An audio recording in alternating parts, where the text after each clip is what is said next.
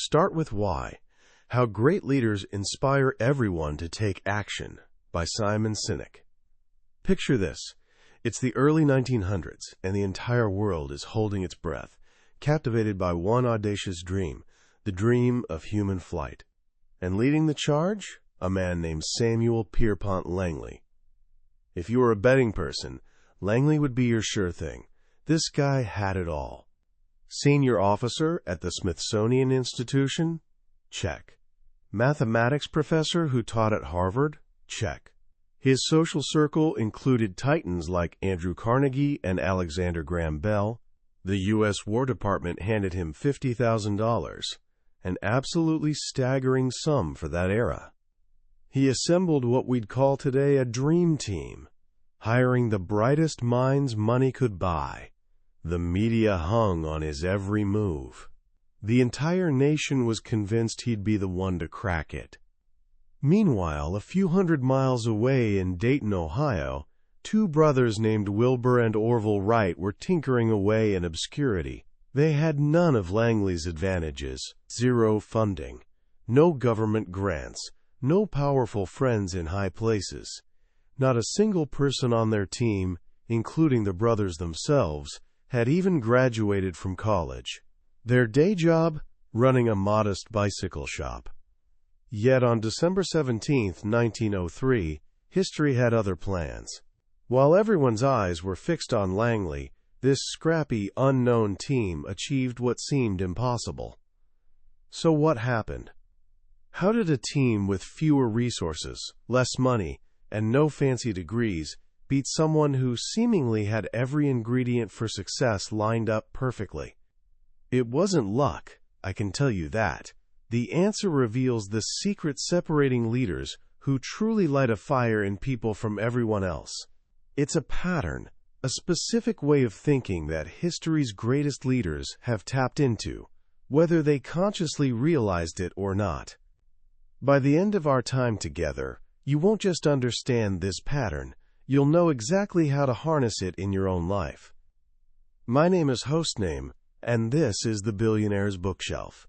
Today we're diving into a book that sparked a global movement, one that's been devoured by leaders at Microsoft, members of Congress, and entrepreneurs across the planet. It's built on one of the most watched TED Talks in history. We're exploring Simon Sinek's modern classic, Start with Why. Sinek doesn't just hand us a business strategy. He unveils a fundamental truth about human behavior. A truth so elegantly simple, yet so powerful, that once you see it, you can't unsee it. Get ready, because this isn't merely about leadership. It's about discovering the very wellspring of inspiration itself. Let's start in territory we all know intimately, a world that runs on manipulation. Now, that word sounds pretty harsh, but Sinek assures us it's not always sinister. It's simply how most of the world operates to get us to do things. Think about it. When a store slashes its prices, that's manipulation. When a company runs a buy one get one free promotion, that's manipulation. When a politician deploys fear to win your vote, or a brand uses aspirational messaging, buy this and you'll be happy. They're all using manipulations. And here's the kicker: they actually work.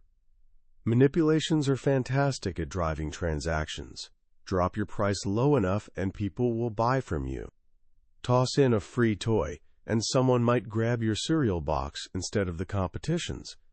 But these tactics carry a hidden cost. A very steep one, actually. They don't build loyalty. Let's talk about the price game.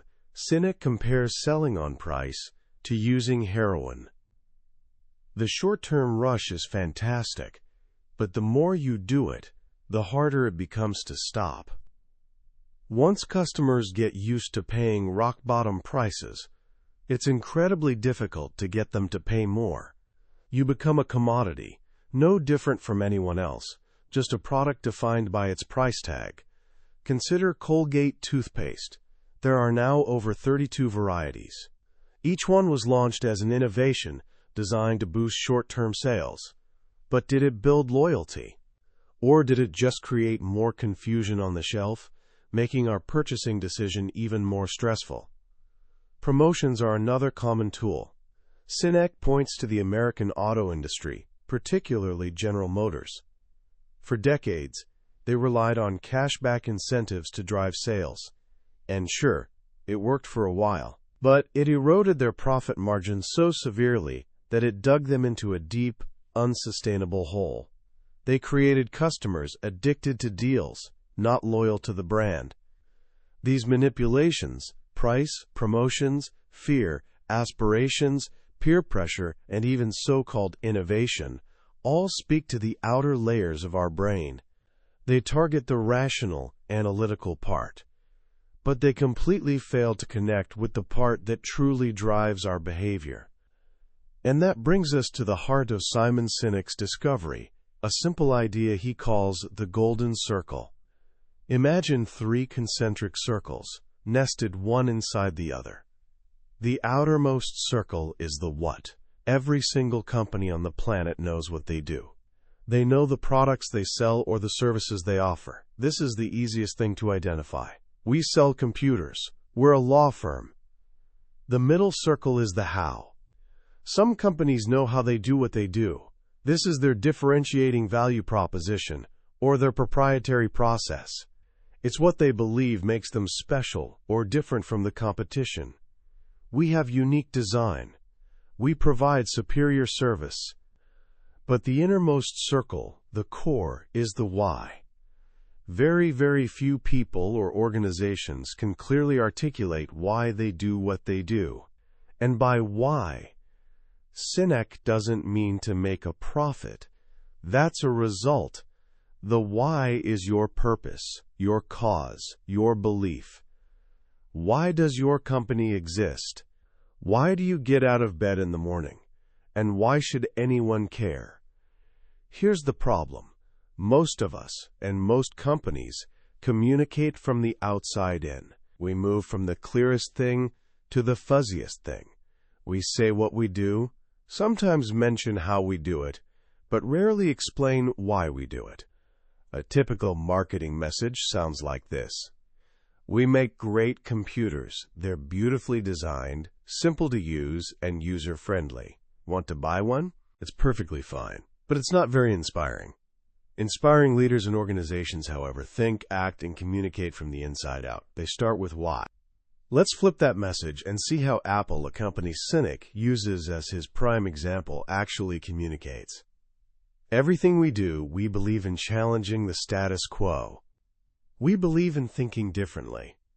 The way we challenge the status quo is by making our products beautifully designed, simple to use, and user-friendly. And we happen to make great computers. Want to buy one? Notice the difference? It feels completely different. All Sinek did was reverse the order of information. In the second version, the computer is no longer the reason to buy. It's tangible proof of their cause. It's a symbol of their rebellion against the ordinary. This leads to the most important idea in the entire book, a phrase I want you to remember. People don't buy what you do. They buy why you do it. This isn't just opinion or marketing theory. This is biology.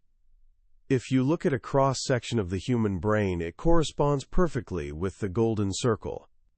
Our newest brain, the neocortex, corresponds to the what level.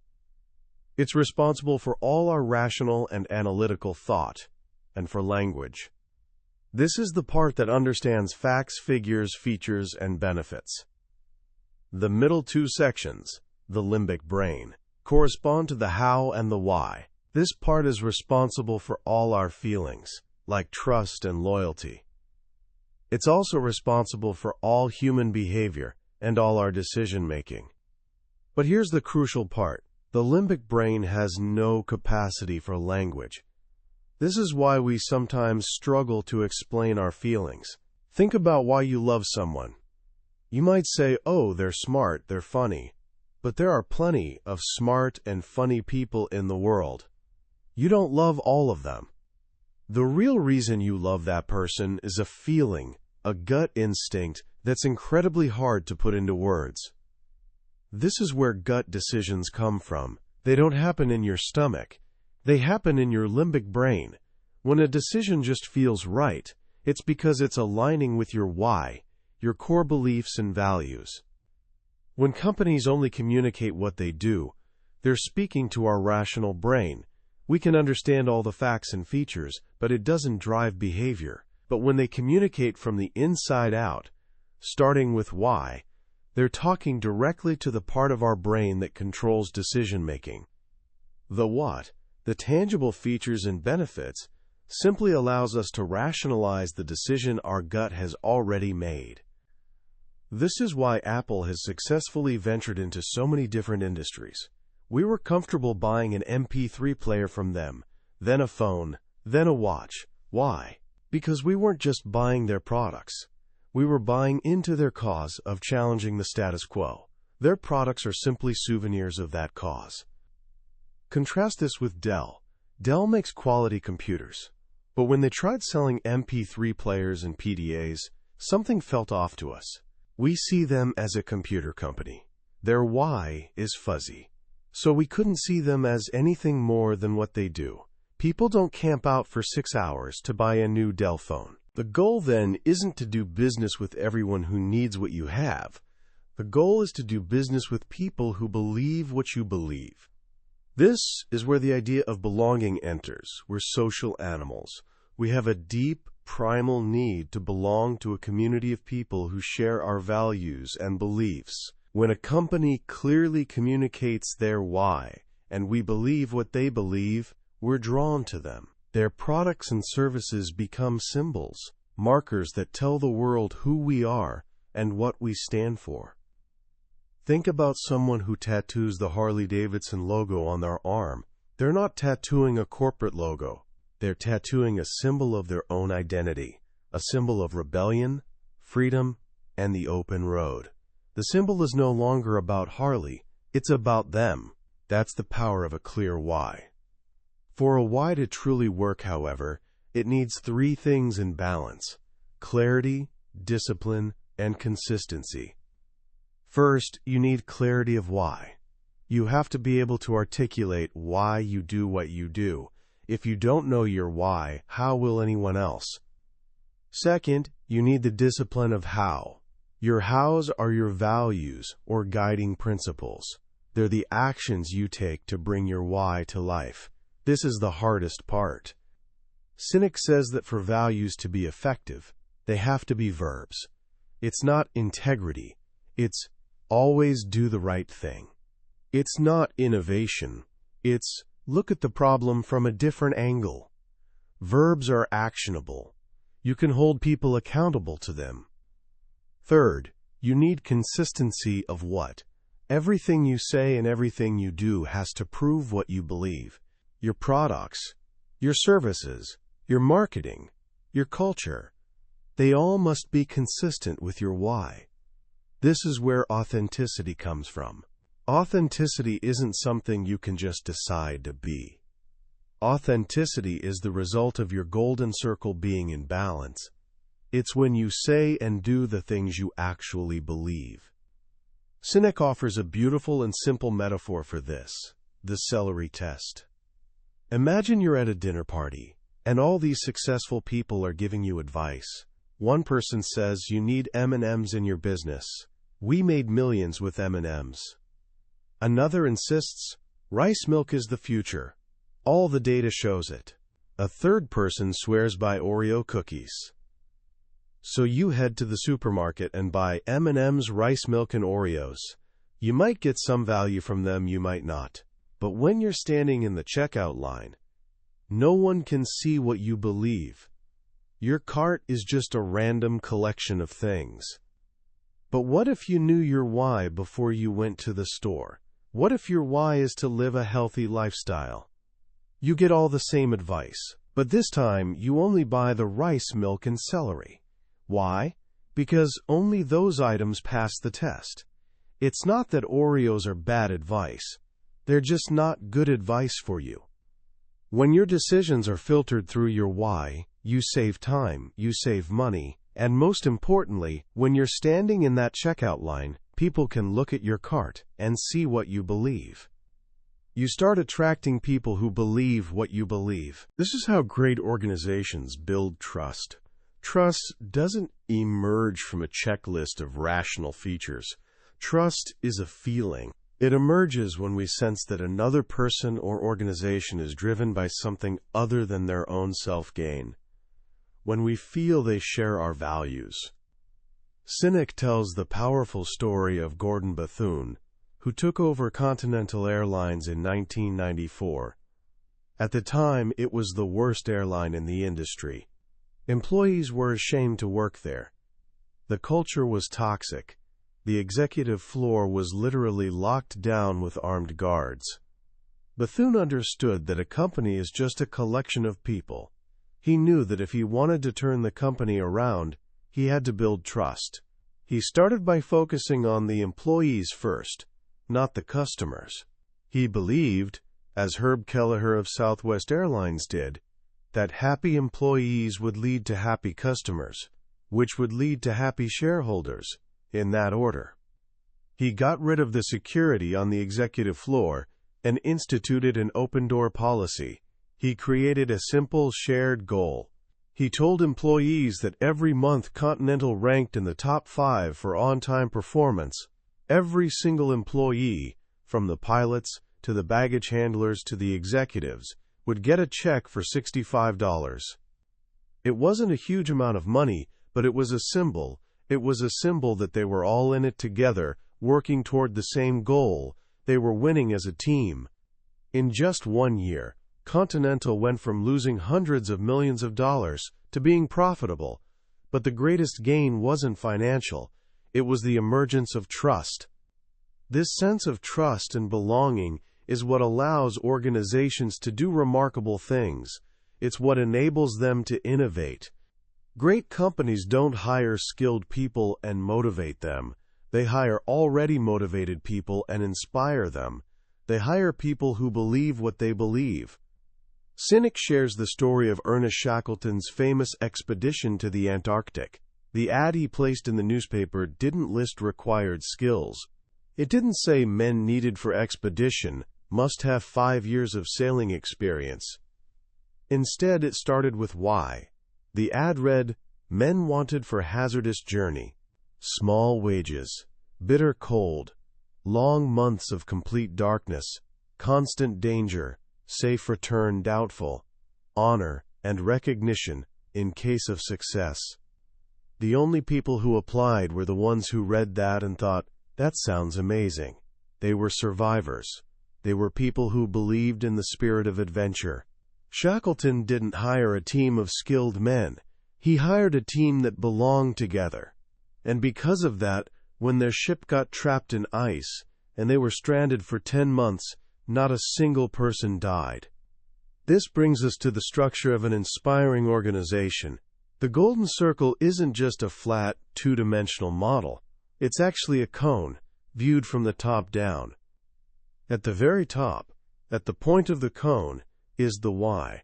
This is the leader, the visionary, the Bill Gates, the Steve Jobs, the Martin Luther King Jr. They're the source of the vision. Below them is the how level. These are the senior executives, the builders. They're inspired by the leader's vision and know how to bring it to life. They create the systems, the processes, and the culture. At the wide base of the cone is the what level. This is where the majority of employees are, and it's where the rubber meets the road. This is where the company's products, services, and marketing come into contact with the outside world. The leader's job isn't to be involved in the what. As the organization grows, the leader becomes further and further removed from day-to-day operations. The leader's one and only job is to personify the why, to preach it, to talk about it, to be a living symbol of the cause, and to inspire and protect the how level. The how types are then responsible for building the systems that allow the what to be a consistent expression of the why. This is the megaphone. the entire organization becomes a megaphone to amplify the leader's why to the outside world.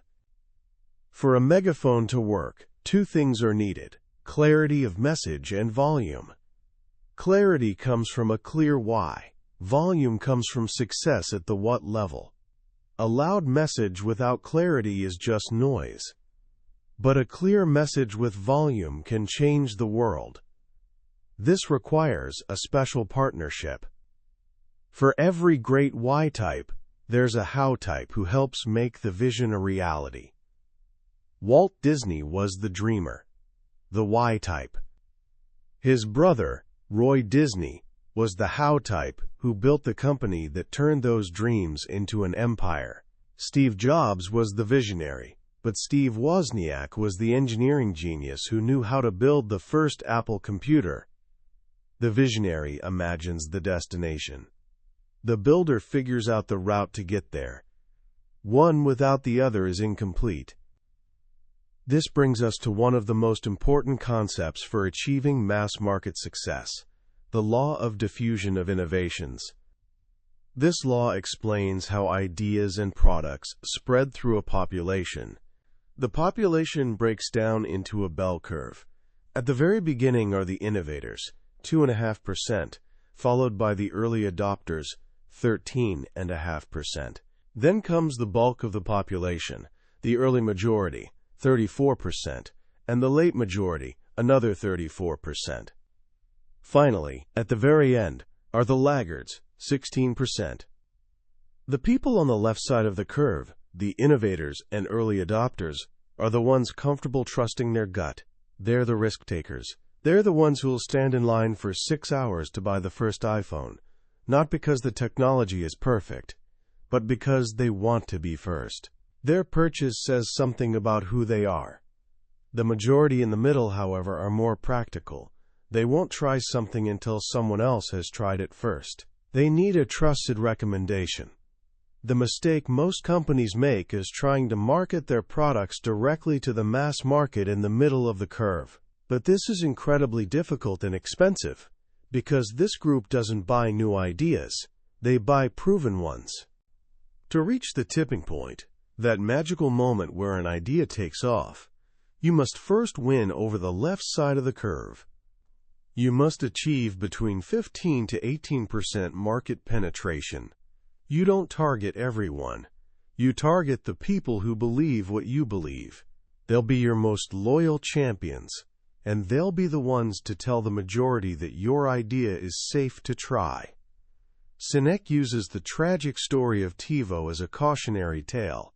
TiVo had a revolutionary product, incredible brand recognition, it became a verb, and plenty of funding. They had everything. But they failed to achieve mass market success. Why? They marketed what their product did, not why it existed. Their message was, we have a new product. It pauses live TV. It skips commercials. The practical-minded majority responded with, I don't get it. I don't need it. You're scaring me. TiVo never focused on the early adopters who would have been drawn to their why, a belief in having total control over your life and your entertainment. They aimed for the middle and fell into the chasm between the early adopters and the majority. The greatest challenge any organization faces, Sinek warns, is success. When an organization is small, the founder's why is crystal clear. It's infused in everything they do. The founder is physically present, making decisions based on gut instinct. But as the company grows and becomes successful, the why can start to get fuzzy. The focus shifts from the original cause to the tangible metrics of success: profits, growth, market share. What the company does starts to disconnect from why it was founded. Sinek calls this the split. This is what happened to Walmart. Sam Walton started Walmart with a clear and noble why: to serve people and communities. He believed that if he looked after people, they would look after him. He was a champion for the common man. But after he died in 1992, the why went fuzzy. The company became obsessed not with serving people, but with being cheap. They confused their how, offering low prices with their why. The result was a decline in culture, a long series of scandals, and a loss of the love and trust they once commanded. What gets measured gets done.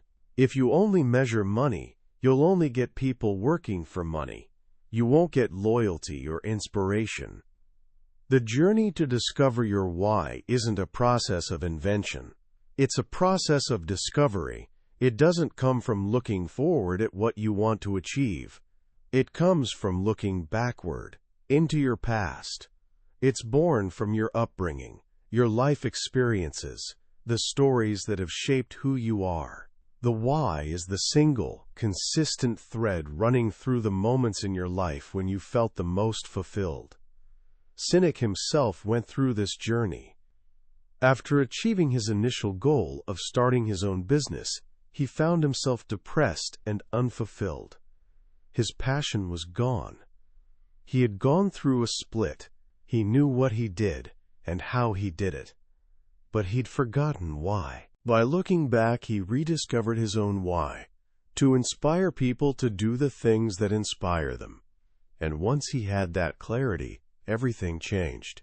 He started with why in everything he did, and a movement began to form around him. And that leads to the final, beautiful lesson of the book. It comes from the story of Ben Coman, a high school cross-country runner with cerebral palsy. Ben is the slowest runner on the team. He falls down again and again.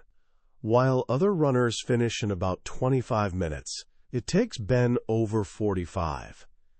But something remarkable happens after everyone else has finished. They don't go home.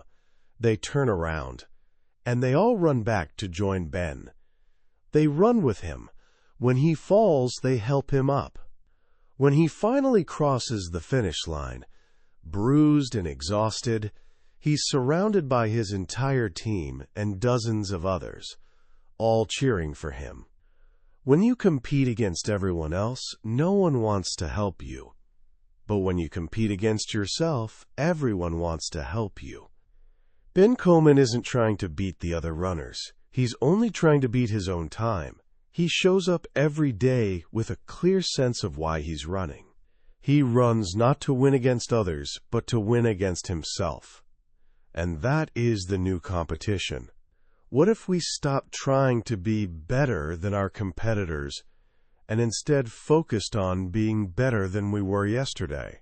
What if we saw business not as a competition to be won, but as an infinite game with a higher cause to advance? When you have a clear sense of why, you don't have competitors. You only have partners, those who believe what you believe. When you start with why, you inspire people to join you, not because they have to, but because they want to. When you finish a book like Start With Why, it feels less like you've learned a new business strategy and more like you've been reminded of a fundamental human truth you already knew deep down. Simon Sinek has an incredible gift for taking a profound, complex idea and making it feel simple, obvious, and actionable. The most powerful lesson for me is the shift in perspective from competition to cause. We live in a world obsessed with winning, with being number one, with crushing the competition. We're taught from childhood to compare ourselves to others in school, in sports, and eventually in business. But Sinek shows us that this is a finite game. It's exhausting, stressful, and ultimately unfulfilling. The truly great leaders, the ones who leave lasting legacies, aren't playing that game. They're playing an infinite game. Their goal isn't to be the best. It's to be better than they were yesterday. Their competition isn't another company. It's their own potential. They're driven by a cause so deep that it transcends any single quarter's earnings report or market share statistic. And what's so beautiful about this idea is that it's profoundly human. It taps into our deepest needs, the need for purpose, for belonging, for contributing to something bigger than ourselves. This is why the stories of Apple, Southwest Airlines, and Martin Luther King Jr. resonate so deeply. They weren't just selling products or leading marches. They were offering people an identity, a community, a way to express what they believed. They were offering people a why. This book isn't just for CEOs or entrepreneurs. It's for anyone who wants to lead. Whether it's a team of one, a family, a community, or just their own life. It gives you a framework for making decisions, for building trust, and for finding the kind of fulfillment that achievement alone can never provide. So how can you start applying this today? Here are a few simple actions you can take. First, begin the process of discovering your own why. You don't need a fancy consultant. Just grab a piece of paper and think about the moments in your life when you felt truly alive and fulfilled. What were you doing? Who were you with? What was the common theme? Your why is hidden in that pattern. It's the contribution you make that gives you the greatest sense of purpose. Second, start running the celery test on your own life. Before you make a decision, whether it's what to buy, where to work, or even what to post online, ask yourself, does this align with my why? Does this prove what I believe? This simple filter can bring incredible clarity to your life. And third, try communicating from the inside out. The next time you're explaining something you're passionate about, don't start with what it is. Start with why it matters to you. Watch how people respond. You'll notice that you're not just conveying information, you're creating a connection. That was a summary of Start With Why by Simon Sinek. We've explored the core ideas today, but honestly, a summary is like looking at a photograph of a magnificent landscape. It gives you an idea of its beauty, but it's nothing compared to the feeling of actually being there. The real power of this book is in the way Sinek tells the stories, the way the ideas build on one another, and the personal reflections it will spark within you. This summary is your map, but the treasure is found by taking the journey yourself. If any of these ideas have stirred something in you, I encourage you to pick up a copy. Reading it isn't just about learning. It's an experience that can fundamentally change how you see your role in the world. The link to the book is in the description below. Also, if you found this journey valuable and want to explore more of the ideas that have shaped the world's greatest minds, please take a moment to subscribe and give this video a like. It helps us reach more curious people like you and ensures you won't miss our next deep dive into another life-changing book. Let's keep learning, and let's keep growing together.